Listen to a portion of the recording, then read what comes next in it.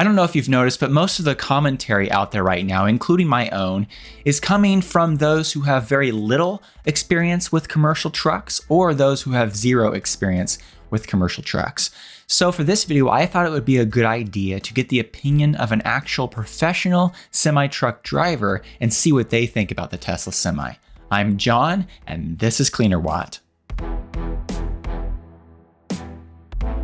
I recently corresponded with Luke, who is a professional semi-truck driver with 20 years of experience, and he regularly watches this channel, and he was willing to answer my questions. 15 of his 20 years of experience were as an over-the-road driver, and the last 5 years or so, he has been a local delivery driver. Luke's opinion about the Tesla Semi is not only interesting because he's a commercial truck driver with 20 years of experience, but also because he also owns an electric vehicle and uses that as a commuter vehicle, and he's a fan of EVs in general. As I move into the questions that I asked Luke and his answers, I just wanted to once again say a special thank you to Luke for taking the time to answer my questions and for sharing your opinion on the Tesla Semi. One of the first topics that I asked Luke about had to do with the Tesla Semi cabin itself, because as you probably know, if you've seen any pictures, if you've watched any videos of the Tesla Semi, the driver's seat is right in the center of the cabin, which is unlike any other semi-truck that I've seen. While overall I think this design could very well improve the visibility of the driver, this change may adjust how truck drivers back up and could take some adjustments and some time for these drivers to get used to this design. So on that topic, I asked Luke's opinion on the driver's seat being in the center of the Tesla Semi cabin, and also his opinion on the cabin in general. To this question, Luke responded by talking about how having the seat in the center of the cabin would be something that would definitely take some adjustment, but he also mentioned that in order to give a fully informed opinion, he would need to actually experience it himself. Nonetheless, he pointed out a potential issue, and that could be an issue with backing up the Tesla Semi. He went on to explain that with a seat pushed to one side, of course in America that's the left side of the cabin, you have the sight side, which is the side where a driver can actually stick their head out the window to get a better view. And then of course you have the blind side, which in America, that's the right side of the cabin and the right side of the truck. This is of course something that semi-truck drivers are used to, this particular setup. And he explains that for most backing operations, you'll want to mainly rely on the sight side as you back up, which apparently gives a better view of the operation. On a side note, I have a lot of respect for semi-truck drivers and the skill especially that it takes to drive a huge rig, a huge semi-truck. I remember when I worked in retail some years ago, we would have semi-trucks back up into small little parking lot areas and back up against, say, a building, and just that skill at which they could maneuver a semi into a tight area. I was just always impressed with that. And I'm sure that semi-truck drivers will adapt to a new design, but as Luke points out, this new design, while it may have advantages, immediately it's going to take some getting used to. Now, on that same note, Luke continued on talking about how this is a big issue because, as he said, the overwhelming majority of accidents occur during backing. Now, as I pointed out in one of my past videos, I do believe that all the camera angles that the Tesla Semi will provide on the two screens in the cabin, I do believe that will help with backing up. But once again, it's a lot different to look at a camera and then to actually look out a window. So once again, I don't think this will be a big issue in the long term, but in the short term, I think this is definitely something to have a conversation about as drivers adjust to this change. Okay, the next topic that I wanted Luke's opinion on had to do with the practicality, the everyday practicality of the Tesla Semi. And Luke brought up the charging speed as something that, while impressive, it might actually be an issue for like long haul applications, for instance. On Tesla's website, it states that the Semi can gain a 70% charge in 30 minutes, which compared to other electric semis that are available, for instance, in the USA right now, this is extremely impressive. However, at the end of the day, the real competition for the Tesla Semi is not other electric semi-trucks. So in all reality, we really need to be comparing the Tesla Semi charging time to fueling up a diesel semi. So for instance, if you have a 500-mile range Tesla Semi that can gain 70% of charge in 30 minutes, that means that in that 30 minutes, you can add somewhere around 350 miles of range. And if you do some basic math, that means you're adding around 11.67 miles per minute of charging. Now, when it comes to how that compares to a diesel semi, based on my research, it appears like the average diesel truck driver spends somewhere around 8 to 15 minutes filling up their truck with diesel fuel. Of course, this time varies quite a bit based on different size tanks and capacities and different speeds of the diesel pumps themselves. And when it comes to the average amount of diesel fuel that a semi can carry, that number seems to vary quite a bit, from somewhere around 100 gallons of diesel fuel to up to around 300 gallons of diesel fuel. Now, when it comes to the drivable range of the average semi with a full tank or tanks of diesel fuel, assuming that the average diesel semi gets around 6.5 miles per gallon, and you do the math for a 100-gallon tank all the way up to a 300-gallon tank, that means that the average semi could drive between 650 to 1,950 miles between fill-ups.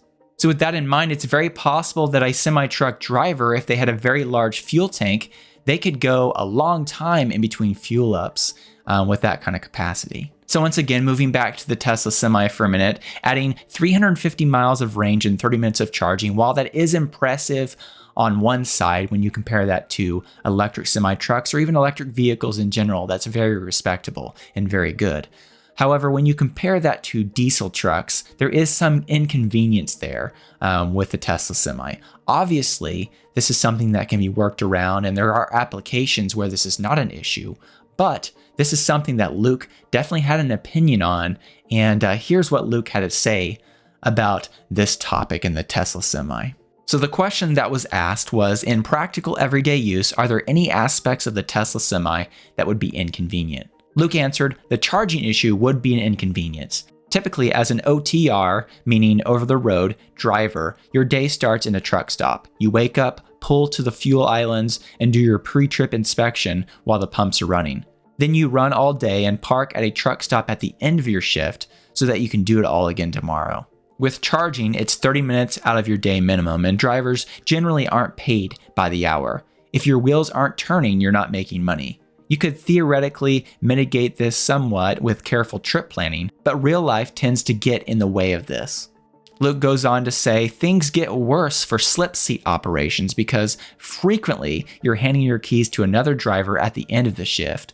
The charge time is going to get in the way, especially if he wants to start with a full battery. So obviously, as Luke pointed out, there are creative ways around this, but for practical everyday use, the Tesla Semi does have some slight inconvenience as compared to a diesel semi. Now, I'm not going to talk about it in this video, but maybe some of that is offset by the lower cost of operation of a Tesla Semi. So if you're, say, a driver operator and all the expenses of the truck actually come out of your profits, then maybe there's more of an application of spending an extra bit of time charging not being an issue. But for drivers, for instance, that are getting paid per mile that they're driving on the road, extra time charging could potentially be a negative for them. So with that in mind, when it comes to replacing a long-haul diesel truck or over-the-road diesel truck with a Tesla Semi, I asked, do you think the Tesla Semi, as it is right now, can replace a long-haul diesel Semi without major compromises? Luke answered, no, a long-haul or over-the-road truck in the hands of a skilled solo driver will cover 700 miles in a day or more. For perspective, a solo driver can make a run from New York to Los Angeles in 5 days. A team can cut that time in half. Bringing up the issue of a team is definitely interesting because obviously with a team setup, you can have one driver resting while the other is driving, and you can switch and you can have a lot more time on the road. And in that setup, a diesel semi, of course, has a very distinct advantage because it's much quicker to fuel up the vehicle and there'll be less time waiting. So that's something that's definitely very valid to bring up. On this topic, Luke went on to say, in addition, the truck for an over-the-road driver is a home. The battery would need to handle an overnight with the driver's refrigerator and microwave, plus whatever entertainment the driver installs. It would need to do this in extreme cold and desert heat. On the topic of extreme cold and extreme heat, it takes extra energy, for instance, in the winter to heat an electric vehicle battery, which takes a little bit away from the range. For instance, according to an article from recurrentauto.com, a long-range Tesla Model 3 can lose around 17% of its range in cold weather. And as you can see on this chart, while this is quite a bit lower than much of the EV competition, and this is likely due to a very highly efficient heat pump, it's still worth noting that an electric vehicle, even the best electric vehicles, do lose some range during the winter, and that range loss is because the vehicle has to use some energy to heat up the battery. So with that in mind, if you take a look at the Tesla Semi that during the summer has a 500-mile range or so, if you lose 70% of that range in the winter, that's a range of 415 miles, which is still impressive. However, it's also important to note that with an electric vehicle, you need to maintain good battery health, which means not fully charging the vehicle every time and not, of course, fully depleting the battery all the time.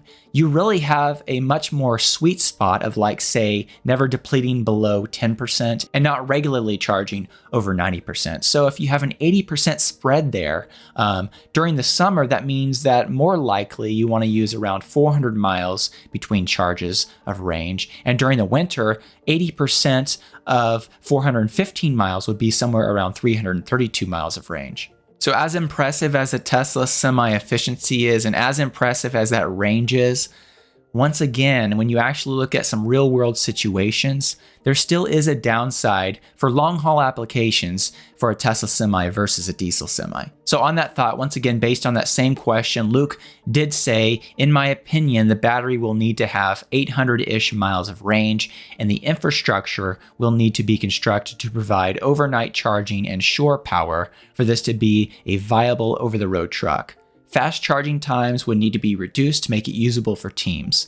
I can see the path forward, but we aren't there yet. Now, I know this video is going to go against a lot of the hype that's out there right now about the Tesla Semi, and I am a big fan of the Tesla Semi. I love the Tesla Semi, and as we'll talk about, I believe it has incredible applications, and it's so much better than the competition. But remember, this is still the first generation of the Tesla Semi. It will improve from here. It will get more efficient. It will get more range. And as battery technology improves over the years, which even over the last 3 or 4 or 5 years, battery technology has improved quite a bit. But as battery technology improves and as batteries get more energy dense, the range and the capacity of the Semi will get even better. And I believe that in just a few years, a Tesla Semi will be able to 100% replace a diesel Semi. I don't think we need to move to hydrogen-powered semis. I think battery electric semis will be completely sufficient as long as we continue to improve the battery technology. And that, of course, is happening as we speak. Now, moving back to the questions that I asked Luke, I also asked, what features do you want Tesla to add? Luke answered this question by talking about the necessity of a CB radio port.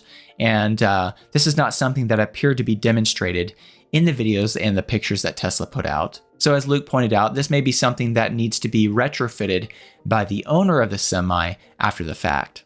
When it comes to the importance of a CB radio for a semi-truck driver, Luke mentioned there are shippers that won't let you on site unless you have a CB radio that you can tune to the company channel due to the need for communication with other equipment operators. Luke went on to say, I would need actual seat time to determine any serious issues, but I doubt Tesla made any major mistakes in the cab design since they have their own drivers working on the project. When it comes to the size of Tesla's truck fleet, according to official U.S. Department of Transportation data, Tesla currently has a fleet of 291 vehicles in the United States, and I assume that these are all semi-trucks. In Tesla's current fleet of 291 trucks, a few of those, of course, are Tesla semis, but most of those are diesel trucks. And as Tesla continues to grow deliveries year over year, and as they move towards the 20 million number that Elon Musk said that Tesla is striving towards around 2030, and I believe they will use quite a few of these semis in their own operations.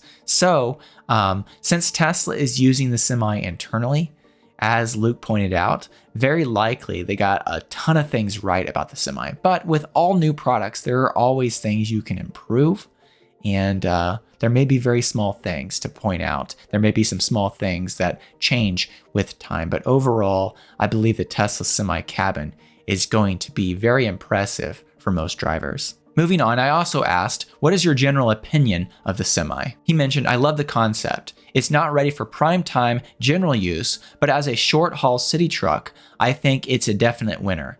I think in its current form, it's going to be limited to distribution center and terminal operations where the drivers are doing last leg delivery. I think in another 10 years or so of technology advance, we will have serious changes in the industry. So with Luke's opinion in mind and some of that math I did regarding winter range and actual usable range on a daily use, using the battery from a 10% to 90% state of charge, for instance, to keep good battery health. With all this in mind, while I talked about before how the Tesla Semi could be a no compromises long haul semi truck, in all reality, that was a little bit naive. I think the Tesla Semi has plenty of applications, like Luke pointed out, for shorter routes and last mile deliveries.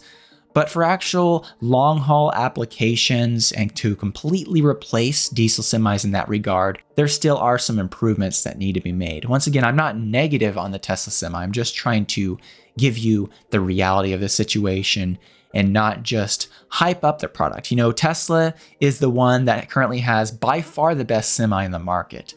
By far. It's not even close as compared to the competition. However, while it's the best, it still has some compromises as compared to a diesel semi. That's just the truth about it. You may not like that. I may not like that, but that's the truth.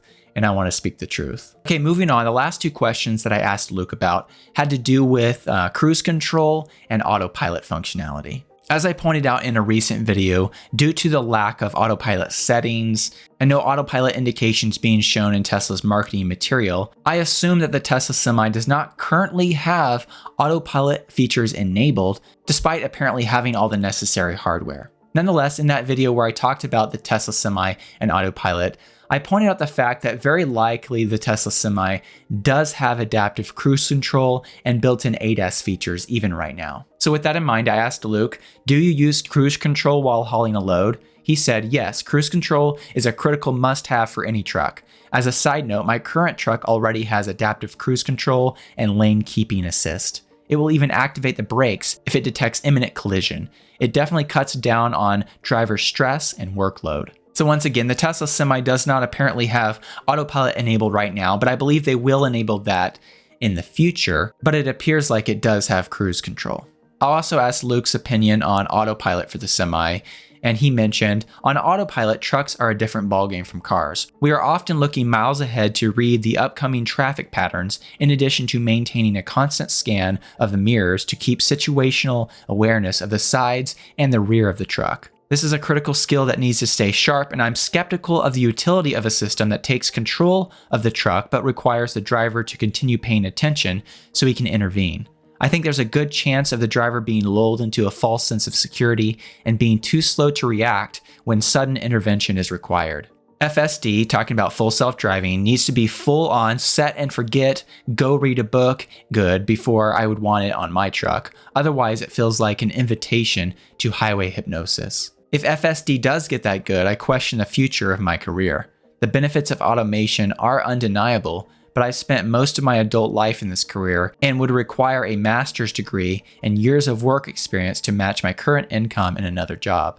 Those are years I won't have. There's over 1 million like me in the US alone. It's going to be a serious issue when the technology gets there. As a follow-up to Luke's comments about full self-driving, I do believe it's going to be a decent amount of time before we actually see full self-driving trucks on the market. Even if Tesla in just a few years gets regulatory approval for full self-driving on passenger vehicles, I imagine that the requirements for a commercial truck are much more stringent, much more strict, because there's a lot more on the line when you're hauling an 80,000 pound rig and going down the highway with 80,000 pounds as compared to like a 4,000 or 5,000 pound vehicle. So I don't think it's going to happen anytime soon in all reality that we're going to have full self-driving trucks on the road. But if anyone's going to do it, I believe it's going to be Tesla. I do plan to have more Tesla Semi content coming up in the future. And also, if you're a commercial truck driver or if you work in the trucking industry, if you want to email me, I'd love to hear your opinion on the Tesla Semi. My email address is John, Jon, at Cleanerwatt.com. Again, John, Jon, at Cleanerwatt.com.